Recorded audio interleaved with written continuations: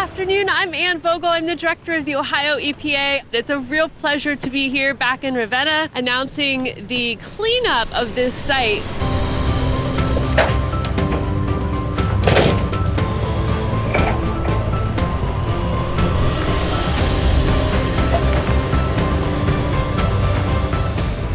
So thrilled at the Ohio EPA to be able to come alongside communities when they have these sites that would never otherwise get done.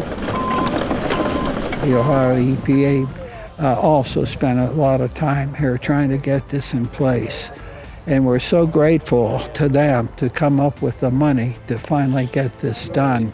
Can't wait to see what's here when we're back in a year.